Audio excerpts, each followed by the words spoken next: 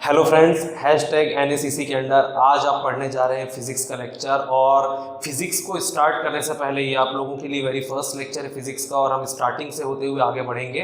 तो आज के लेक्चर को स्टार्ट करने से पहले इस सब्जेक्ट के बारे में कुछ इंपॉर्टेंट डिस्कशन कर लेना मेरे हिसाब से आज ज़रूरी है, क्योंकि बहुत सारे लोगों को इस सब्जेक्ट से डर भी लगता है और बहुत सारे लोगों को एक अलग कन्फ्यूजन भी है माइंड में। फिजिक्स एक ऐसा सब्जेक्ट है जो नीट और JEE दोनों ही एग्जाम्स देने वाले स्टूडेंट्स के लिए होता है और उनको काफ़ी हद तक परेशान भी करता है। नीट के लिए तो फिर भी फिजिक्स थोड़ा सा इजी होता है, JEE के लिए थोड़ा डिफिकल्ट जाता है, बट बायो स्टूडेंट्स को फिजिक्स टफ लगने के कारण, क्योंकि इसमें मैथमेटिकल अप्रोच ज़्यादा होता है, इस कारण उनको नीट एग्जाम का इजी फिजिक्स भी थोड़ा ज़्यादा टफ लगता है। तो ये कुछ ऐसी बातें हैं जिनको हम ध्यान में रखकर अगर प्रिपरेशन स्टार्ट करें तो होपफुली जो हमारे पास डेज हैं, अबाउट 45 डेज टू 60 डेज का जो टाइम है, इसमें हम कुछ अच्छा कंटेंट प्रिपेयर कर पाएंगे और हमारे लिए एक स्ट्रॉन्ग बेस, एक अच्छी रैंक लाने के लिए प्रिपेयर कर सकते हैं। तो सबसे पहले डिस्कस करते हैं हम कितना सिलेबस कवर करेंगे।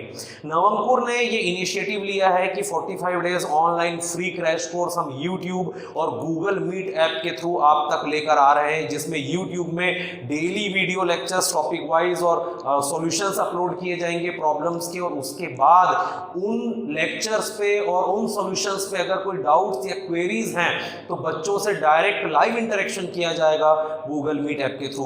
तो इन दोनों के लिंक्स हमारे मेंबर्स के थ्रू आप लोगों के कांटेक्ट में, व्हाट्सएप ग्रुप में और हर सोशल मीडिया अकाउंट में नवंकुर के अपलोड किए जाएंगे, जहां से आप डायरेक्ट क्लिक करके हम तक रीच कर सकते हैं।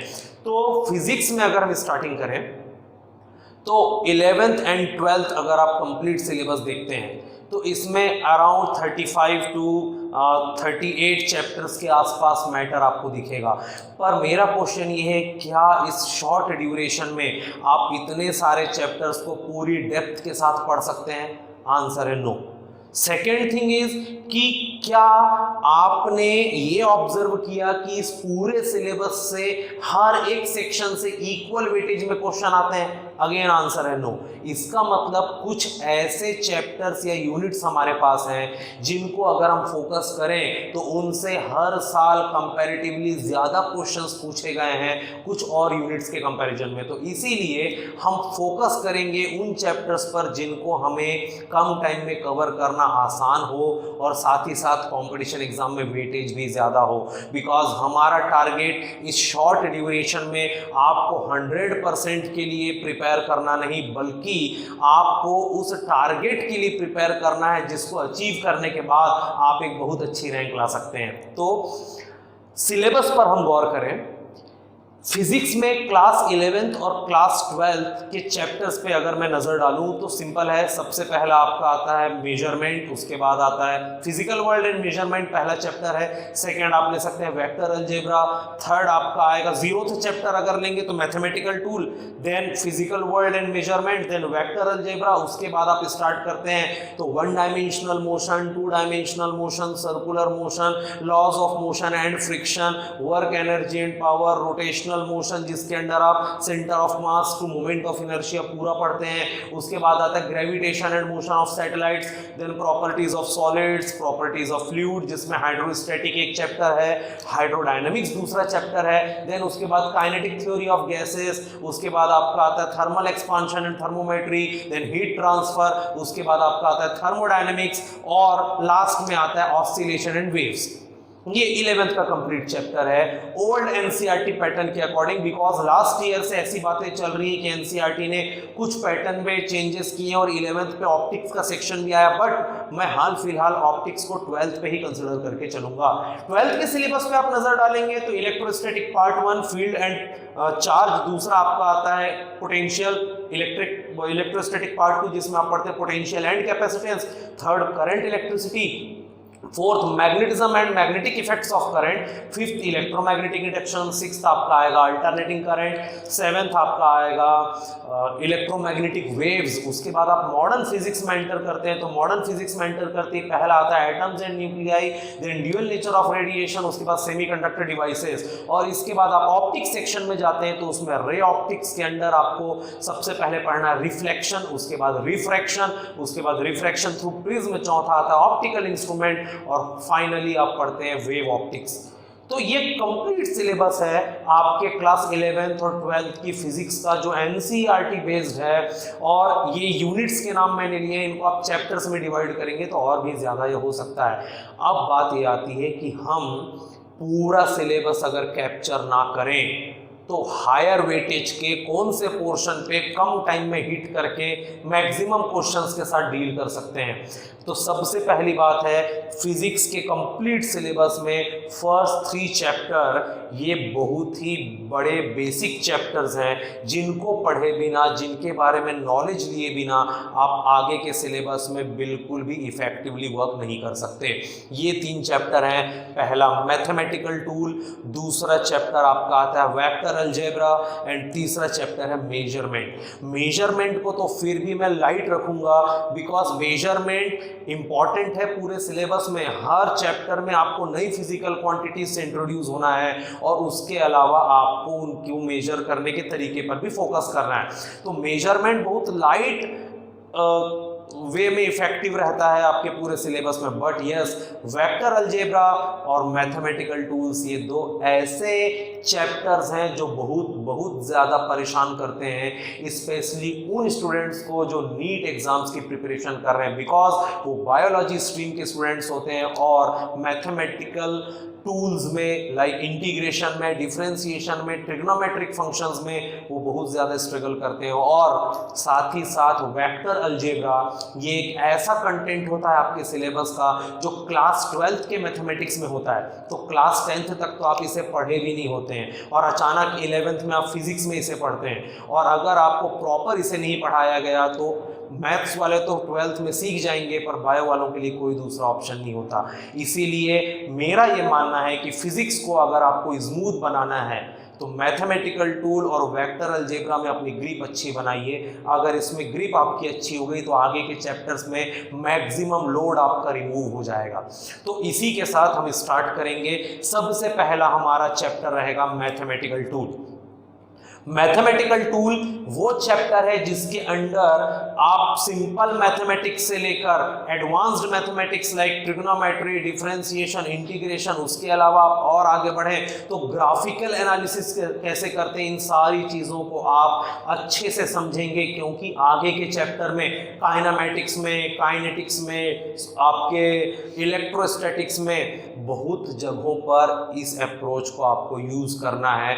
मैं ये बोलूँ अगर कि विदाउट इंटीग्रेशन एंड डिफरेंशिएशन आप फिजिक्स में ज़्यादा कुछ नहीं कर सकते तो ये भी बहुत बड़ी बात नहीं होगी। तो ये लेक्चर केवल और केवल आपके बायो स्ट्रीम के स्टूडेंट्स के लिए नहीं है, ये इफेक्टिवली वर्क करेगा मैथ्स वालों के लिए भी। बिकॉज मैथ्स के स्टूडेंट्स को ये पता होता है कि how to integrate and how to differentiate, पर उन्हें ये बिल्कुल पता नहीं होता कि इंटीग्रेशन या डिफरेंशिएशन का प्रैक्टिकल अप्रोच क्या होता है। मैं सारे स्टूडेंट्स को नहीं बोलूँगा, पर मैक्सिमम मैथ्स स्ट्रीम के स्टूडेंट्स ऐसे होते हैं जिनको इंटीग्रेट और डिफरेंशिएट करते आता है, बट उन्हें ओकेजन्स पता नहीं होते कि हम किन ओकेजन्स में इंटीग्रेशन और किन ओकेजन्स में डिफरेंशिएशन अप्लाई करेंगे। बिकॉज मैथ्स में जब आप एक्सरसाइज सॉल्व करते हो तो सिंपल सा रहता है, इवेल्युएट द गिवन फंक्शन। तो आपको पता रहेगा कि गिवन फंक्शन को इंटीग्रेट करना है कि डिफरेंशिएट, बट एप्लीकेशन बेस्ड आपने बहुत कम ध्यान दिया होता है। और ये फिजिक्स में बहुत ज़्यादा इंपॉर्टेंट है कि कौन सा क्वेश्चन हमारे सामने ऐसा आया जिसको हमें इंटीग्रेट ही करना पड़ेगा आंसर निकालने, अदरवाइज हम मिस्टेक करेंगे, और कौन सा क्वेश्चन हमारे सामने ऐसा आ रहा है जिसको केवल हमें डिफरेंशिएट ही करना है, अदरवाइज चीज़ें गलत होंगी।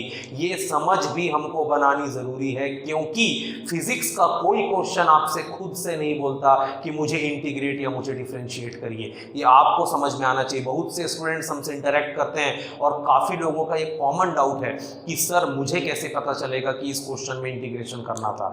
तो ये टेक्निक डेवलप करनी सबसे पहले ज़रूरी है। इसलिए मैंने आपसे कहा मैथमेटिकल टूल बहुत इंपॉर्टेंट चैप्टर है। अगर आप इस चैप्टर को समझते हैं, याद रखिए हमें समझना है, सीख तो आप फॉर्मूले देखकर भी जाएंगे। मैं आपको डायरेक्टली बोल सकता हूं कि आप अपनी क्लास 11th का कोई भी एक रेफरेंस बुक ओपन करिए, उसमें फर्स्ट चैप्टर ही मैथमेटिकल टूल है, जितने फॉर्मूले दिए गए हैं याद कर लीजिए। अगर आप इतना कर लेते हैं तो आप इंटीग्रेट और डिफरेंशिएट कर लेंगे। पर यहाँ पर आपने समझा नहीं कि आप कब करेंगे, कैसे करेंगे ये सबको आता है, पर कब इंटीग्रेट करें और कब डिफरेंशिएट करें ये जानना बहुत ज़्यादा ज़रूरी है। इसलिए सबसे पहले हम आपके फिजिक्स के सिलेबस में स्टार्ट करेंगे मैथमेटिकल टूल्स। अब मैथमेटिकल टूल्स में हम क्या पढ़ेंगे? लाइक मैथमेटिकल टूल्स में तो बहुत से टूल्स हैं पढ़ने के, पर हम किन टूल्स पे फोकस करें जिन पे हम थोड़े से वीक होते हैं या फिर वो हम पढ़े नहीं होते हैं अच्छे से। हम 4 सेक्शंस पे जाएंगे। पहला सेक्शन आपका रहेगा ट्रिग्नोमेट्री, दूसरा सेक्शन रहेगा डिफरेंशिएशन, थर्ड होगा इंटीग्रेशन और फोर्थ आपका रहेगा ग्राफिकल एनालिसिस। तो trigonometry, differentiation, integration and graphical analysis, ये 4 सेक्शंस हम कवर करेंगे इन वीडियोस में, और इसके बाद इस पर बेस्ड कुछ प्रैक्टिस क्वेश्चंस भी आपको पीडीएफ के फॉर्म में अटैच किए जाएंगे और जिनका सॉल्यूशन वीडियो भी आपको मिलेगा जो थोड़े से अलग हट के क्वेश्चंस हैं उनका। तो मैथमेटिकल टूल्स,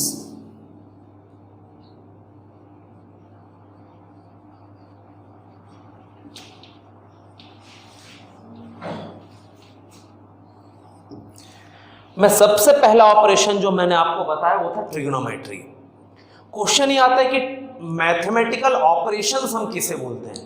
मैथमेटिकल ऑपरेशंस मतलब आपके पास कुछ डेटा गिवन है और आपको उनके साथ कुछ खेल खेलते आता है, तो आप वो रीअरेंजमेंट टाइप या समथिंग कुछ एडवांस टेक्निक टाइप कुछ अप्लाई करिए और एक नया रिजल्ट दीजिए, इसे बोलते हैं ऑपरेशन।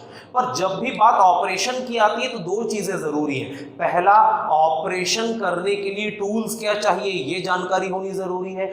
दूसरा, ऑपरेशन कैसे करें ये जानकारी होनी जरूरी है। और तीसरी सबसे बड़ी जानकारी कि किस चीज का क्या ऑपरेशन करें। मैं सीधे सीधे मेडिकल स्ट्रीम पे बात कर रहा हूं। सपोज मुझे किडनी स्टोन की प्रॉब्लम है और मैं किसी डॉक्टर के पास जाता हूं और वो डॉक्टर कार्डियोलॉजिस्ट है, हार्ट के डॉक्टर है, और वो मेरी किडनी स्टोन की प्रॉब्लम को हार्ट अटैक समझ के मेरे हार्ट का ऑपरेशन कर देते हैं। तो ये बहुत बड़ा गलती और एक बहुत ह्यूज डिफरेंस है कि आपको प्रॉब्लम कुछ और थी, आपने ऑपरेशन कुछ और कर दिया। सेम हमारे साथ भी होता है मैथ्स में कि जब आपको एक प्रॉब्लम आती है और अगर आपने प्रॉब्लम को प्रॉपर कैच नहीं किया तो हो सकता है जहां आपको इंटीग्रेट करना हो वहां आप डिफरेंशिएट करके बैठ जाएं और आंसर कुछ अलग ही आएगा। तो केवल ऑपरेशन करते आना is not necessary for us. Operation कब करना है और कौन सा करना है ये जब तक आपको पता नहीं रहेगा आप कभी भी प्रॉब्लम्स को सही अप्रोच नहीं लगाएंगे। तो सबसे पहले अगर आप मैथमेटिकल ऑपरेशंस की मीनिंग समझ चुके हैं कि आपको 3 चीजें पता होनी चाहिए।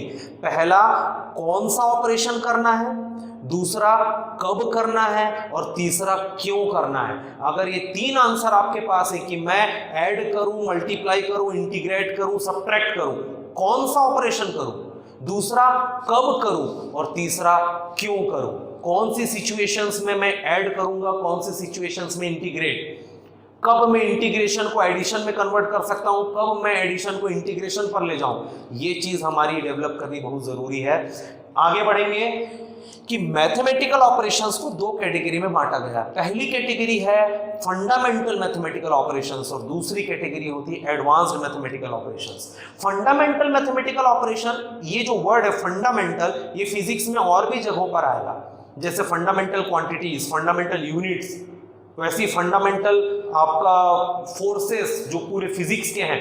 तो बहुत सारे जगहों पे आप फिजिक्स में पढ़ेंगे फंडामेंटल। बट ये फंडामेंटल की मीनिंग क्या है? फंडामेंटल मतलब आप बुकिश लैंग्वेज में देखेंगे तो डिफाइन किया जाता है वो जो फ्री हो, इंडिपेंडेंट हो। बट ना, फ्री या इंडिपेंडेंट किसी भी क्वांटिटी को बोलना फिजिक्स में सही नहीं है, बिकॉज फिजिक्स एक ऐसा सब्जेक्ट है जिसमें हर एक क्वांटिटी किसी ना किसी तरीके से किसी ना किसी दूसरी क्वांटिटी से रिलेटेड होती है। तो आप इंडिपेंडेंट किसी को नहीं बोल सकते। तो क्वेश्चन शुरू होता है कि सर फिर फंडामेंटल क्या है? फंडामेंटल मतलब वो क्वांटिटीज जिनका इंटरफेरेंस मैक्सिमम प्लेसेस पर है।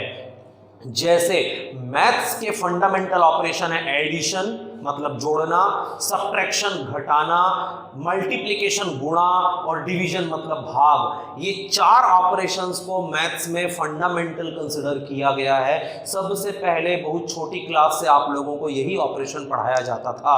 देन आप एडवांस्ड होते हो, आप लीनियर अलजेब्रा पढ़ते हो, उसके अलावा फिर आप ज्योमेट्री पढ़ते हो, उसके बाद आप फिर ट्रिग्नोमेट्री और आपका वेक्टर अलजेब्रा वगैरह पढ़ना शुरू करते हैं, देन बूलियन अलजेब्रा पढ़ते हैं। तो बहुत कुछ है इसमें, पर फंडामेंटल ये 4 है। अब क्वेश्चन ये आता है कि 4 ही क्यों? क्योंकि ये 4 ऑपरेशंस ऐसे हैं जिनका हर एक ऑपरेशन में किसी न किसी तरीके से यूज है। जैसे आपको परसेंटेज निकालना है तो आपको मल्टीप्लाई और डिवाइड करना पड़ेगा, आपको ट्रिग्नोमेट्री के रेशियोज को स्टडी करना है तो वो डिवीजन बेस्ड है, आपको जब पाइथागोरस की थ्योरम स्टडी करनी होती है तो पाइथागोरस की थ्योरम में भी स्क्वायर मतलब 2 टाइम्स मल्टीप्लिकेशन होगा सेम क्वांटिटी का, देन एडिशन होता है। तो हर एक ऑपरेशन को आप उठा के देखिए, उनके बेस में आपको addition, subtraction, multiplication and division ही मिलेंगे। इसलिए ये 4 फंडामेंटल ऑपरेशंस होते हैं और आई होप ये आपको आते होंगे, क्योंकि हम अभी की क्लास में डिस्कस करेंगे एडवांस्ड ऑपरेशन पे। एडवांस्ड ऑपरेशंस पे आप जब जाते हैं तो उसमें आता है सबसे पहला हमारा मैथमेटिकल टूल का टॉपिक, वो है ट्रिग्नोमेट्री, जिसे हिंदी में त्रिकोणमिति के नाम से जाना जाता है। अब क्वेश्चन ये है कि सर ट्रिग्नोमेट्री एडवांस्ड ऑपरेशन है तो क्या इसकी कोई कंडीशन है या इसे हर प्लेस पर अप्लाई किया जा सकता है और इसमें क्या क्या होता है? तो सबसे पहले ये एक कंडीशनल ऑपरेशन है। कंडीशनल मतलब जो स्पेसिफिक कंडीशन के सेटिस्फाइड होने वाली प्लेस पर ही अप्लाई किया जा सके, अदरवाइज कहीं ना अप्लाई किया जा सके। बिकॉज ट्रिग्नोमेट्री केवल और केवल वही स्टडी की जाती है जहां पर राइट एंगल ट्राइंगल से रिलेटेड आपको कंटेंट शेयर किया जाए। तो सबसे पहली बात, ट्रिग्नोमेट्री एक एडवांस्ड कंडीशनल ऑपरेशन जो केवल वैलिड है वहां जहां पर राइट एंगल ट्राइंगल्स हैं। अगर आपके पास कोई भी राइट एंगल ट्राइंगल मतलब समकोण त्रिभुज नहीं है तो ट्रिग्नोमेट्री आप उस प्लेस पर अप्लाई ही नहीं कर सकते। तो ये बात आपको सबसे पहले जान लेनी जरूरी है। अब ट्रिग्नोमेट्री क्या है या इसमें हम क्या स्टडी करते हैं, ये जानने से पहले एक इंपॉर्टेंट डेटा हमारे नॉलेज में आना जरूरी है कि राइट एंगल ट्राइंगल क्या है और इससे जुड़ी कौन सी ऐसी बातें हैं जो हमको ध्यान में रख के चलनी है। राइट एंगल ट्राइंगल मतलब एक ऐसा ट्राइंगल, एक ऐसा त्रिभुज जिसका कोई एक एंगल 90 डिग्री हो और बाकी दोनों एंगल लेस देन 90 मतलब एक्यूट एंगल्स हो, इसे आप बोलते हैं राइट एंगल ट्राइंगल। इसकी अगर हम नेमिंग करें तो सपोज ये ए है, ये बी है और ये सी है। राइट एंगल ट्राइंगल एक स्पेशल कैटेगरी का ट्राइंगल कंसिडर किया जाता है, इसलिए इसकी 3 साइड्स जो हैं ए बी, बी सी और सी ए, इनकी नेमिंग भी की जाती है। इन साइड्स को respectively hypotenuse, not respectively actually, in sides के नेम्स होते हैं हाइपोटेनियस, बेस, परपेंडिकुलर। क्वेश्चन ये है कि सर इन 3 में से कौन हाइपोटेनियस, कौन बेस और कौन परपेंडिकुलर? हाइपोटेनियस मतलब कर्ण, बेस मतलब आधार, परपेंडिकुलर मतलब लंब। तो इनमें से किसे क्या बोलते हैं? जनरली लोगों से ये क्वेश्चन पूछा जाए तो आंसर आता है कि सर ये वाली साइड हाइपोटेनियस है मतलब कर्ण है, ये वाली परपेंडिकुलर है मतलब लंब है और ये वाली बेस है मतलब आधार है। पर हर बार परपेंडिकुलर वर्टिकल और बेस हॉरिजॉन्टल लाइन हो ये सही नहीं है। हाइपोटेनियस तो हमेशा ये ऑब्लिक लाइन ही होती है, जो तिरछी लाइन होती है राइट एंगल ट्राइंगल में यही हमेशा हाइपोटेनियस होती है। तो अगर कोई आपसे पूछे कि दिए गए राइट एंगल ट्राइंगल में हाइपोटेनियस कौन है तो 3 तरीके से आप बोल सकते हैं। पहला तरीका कि तिरछी वाली जो लाइन है वो हाइपोटेनियस है, ऑब्लिक लाइन। दूसरा तरीका कि जो सबसे बड़ी लाइन होती है वो हाइपोटेनियस है। और तीसरा तरीका 90 डिग्री के अपोजिट, आपके राइट एंगल ट्राइंगल में 90 डिग्री वाले एंगल के अपोजिट जो लाइन है इसे हमेशा हाइपोटेनियस बोला जाता है। ये सबसे इफेक्टिव तरीका है राइट एंगल ट्राइंगल में हाइपोटेनियस को डिफाइन करने का। वो लाइन जो जस्ट अगेंस्ट या जस्ट ऑपोजिट है 90 डिग्री वाले एंगल के। अब क्वेश्चन आता है कि सर हाइपोटेनियस को तो हमने डिफाइन कर दिया सक्सेसफुली, परपेंडिकुलर एंड बेस को कैसे करेंगे? बिकॉज अगर आपने कभी ध्यान दिया होगा ट्रिग्नोमेट्री में या आपने थोड़ा डीप में स्टडी किया होगा तो आप जानते हैं बेस ये भी हो सकता है, बहुत सारे ट्रायंगल्स में ऐसे केसेस देखे जाते हैं कि हॉरिजॉन्टल लाइन परपेंडिकुलर और वर्टिकल लाइन बेस। यहाँ पर मैंने वर्टिकल को परपेंडिकुलर, हॉरिजॉन्टल को बेस बनाया, पर जस्ट इसका रिवर्स भी हो सकता है। तो क्वेश्चन ये है कि सर बेस और परपेंडिकुलर को डिफाइन कैसे करेंगे।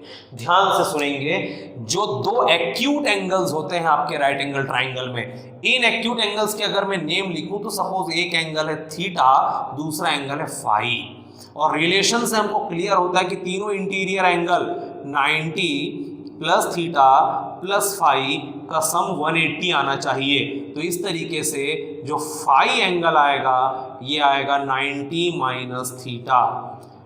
तो जो एंगल फाई है एक्चुअल में वो 90 माइनस थीटा है।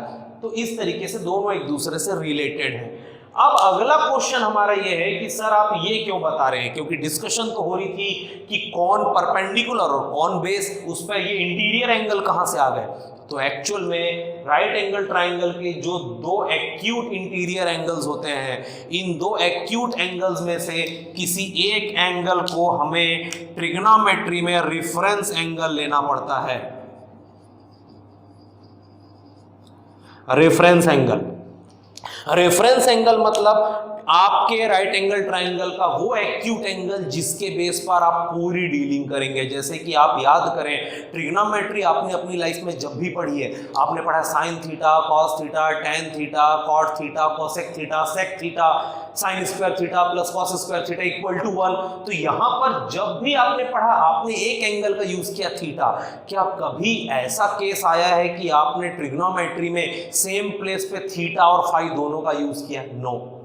हम क्लास 9th से जब ट्रिग्नोमेट्री पढ़ना स्टार्ट करते हैं तो हम केवल एक ही एंगल को लेकर डील करते हैं। हमारे जो टीचर्स हैं या हमारी बुक्स जो हैं उनमें राइट एंगल ट्राइंगल ऐसा बनाया जाता है और हमेशा नीचे वाले एंगल को थीटा लिया जाता है। पर मेरा क्वेश्चन है कि अगर कभी आपका राइट एंगल ट्राइंगल ऐसा बन गया कि किसी ने ऊपर वाले एंगल को थीटा ले लिया, तो आप क्या करेंगे? उस केस में क्या हम इसको परपेंडिकुलर इसको बेस पढ़ते थे, तो क्या यहां पर भी ये परपेंडिकुलर ये बेस आएगा? नो।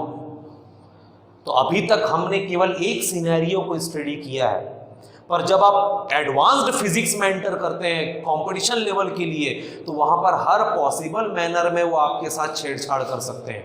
तो आपको जब तक हर एक कंटेंट के पीछे की डिटेल पता ना हो, आप हमेशा मिसगाइड होते रहेंगे। तो इसीलिए ध्यान में रखिए कि आपको पूरा डेटा डिटेल में पता होना जरूरी है। अब डिटेल में कैसे पता करेंगे उसको देखिए।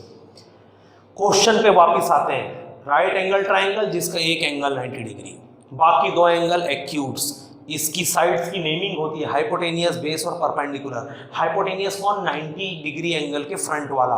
देन परपेंडिकुलर और बेस कौन? इस क्वेश्चन पे रुककर हमने थोड़ी सी अलग बातें शुरू की। अलग बातें ये कि एक राइट एंगल ट्राइंगल में एक एंगल 90 डिग्री, तो बाकी दो एक्यूट एंगल्स होते हैं, और इन दो एक्यूट एंगल्स के बीच रिलेशन भी हमने यहाँ पर लिखा है।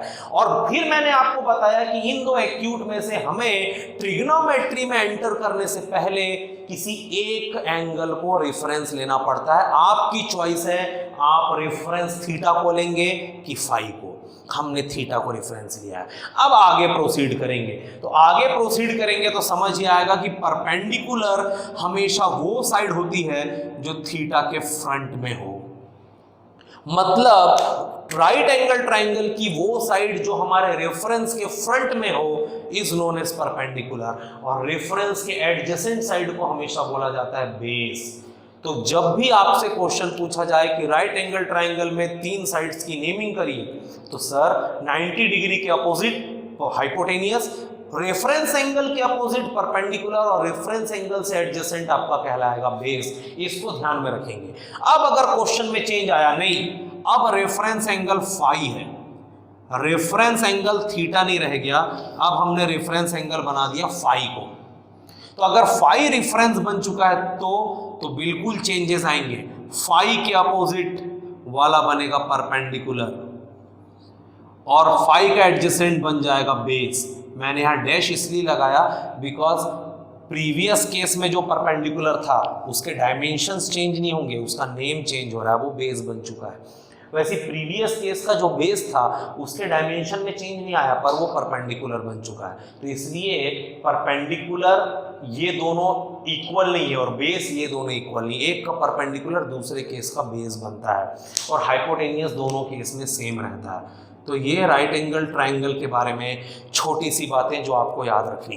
अब क्वेश्चन आगे बढ़ाते हैं कि सर ट्रिग्नोमेट्री मतलब क्या। तो ट्रिग्नोमेट्री और कुछ नहीं, आपके गिवन राइट एंगल ट्रायंगल की तीन साइड्स परपेंडिकुलर, बेस, हाइपोटेनियस और एक रेफरेंस एंगल मतलब थीटा, इन चार क्वांटिटीज के बीच के रिलेशन को ही ट्रिग्नोमेट्री नाम दिया जाता है। आप ध्यान से देखेंगे तो पूरी ट्रिग्नोमेट्री में आपको केवल और केवल ये चार ही कैरेक्टर घूम फिर के दिखेंगे, या तो इन तीन में से कोई दो दिखेंगे और साथ में ही आपको एंगल थीटा दिखेगा।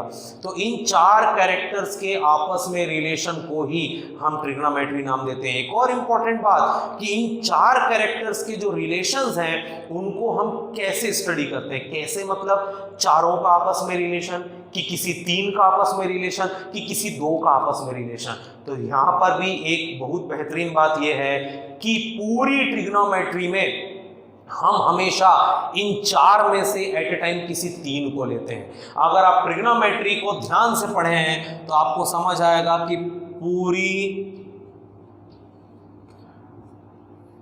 ट्रिग्नोमेट्री में दो तरीके से रिलेशंस स्टडी किए जाते हैं। तरीका नंबर एक, relation between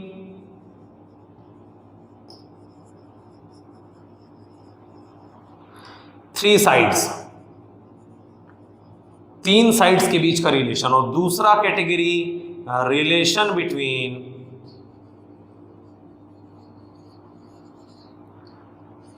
any two sides and reference angle theta. Relation between all three sides को आप बोलते हैं पाइथागोरस थ्योरम।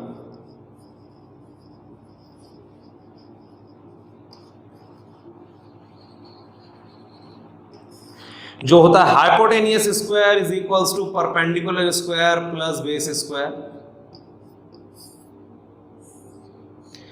और relation between any two sides and theta ये कहलाते हैं ट्रिग्नोमेट्रिक रेशियोज, जो टोटल होते हैं 6।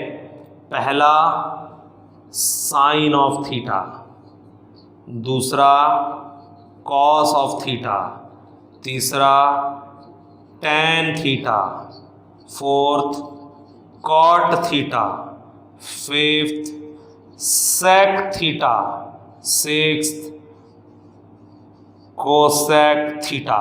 ये 6 रिलेशंस।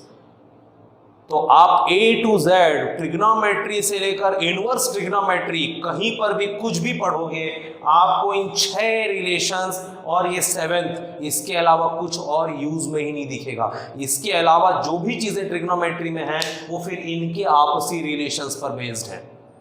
तो ट्रिग्नोमेट्री एक एडवांस्ड मैथमेटिकल कंडीशनल ऑपरेशन होता है जो केवल राइट एंगल ट्रायंगल के लिए वैलिड है।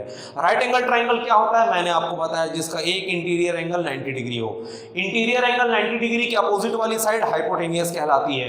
दो एक्यूट एंगल में से किसी एक एक्यूट एंगल को हम मानते हैं रेफरेंस, उस रेफरेंस एंगल के सामने वाली साइड हमेशा कहलाती है परपेंडिकुलर और एडजेसेंट कहलाती है बेस। ये था इंट्रोडक्शन राइट एंगल ट्रायंगल का। इसके बाद इस राइट एंगल ट्रायंगल में 4 कैरेक्टर हमने देखे, hypotenuse, perpendicular, base and reference angle theta, और इन 4 कैरेक्टर में से एट ए टाइम किसी 3 के रिलेशन को बोला जाता है ट्रिग्नोमेट्री। और आप 3 के रिलेशन में एक रिलेशन बनता है रिलेशन बिटवीन ऑल 3 साइड्स, और दूसरा सेक्शन बनता है relation between any 2 sides and the theta. इस सेक्शन में 6 ट्रिग्नोमेट्रिक रेशियोज है और यहाँ एक सिंगल रिलेशन जिसे हम बोलते हैं पाइथागोरस थ्योरम। ये ट्रिग्नोमेट्री का बेसिक इंट्रोडक्शन है। अब इसके बाद हम इसमें आगे बढ़ते हैं कि ट्रिग्नोमेट्री में हमें और क्या पढ़ना है नेक्स्ट वीडियो में। Thank you.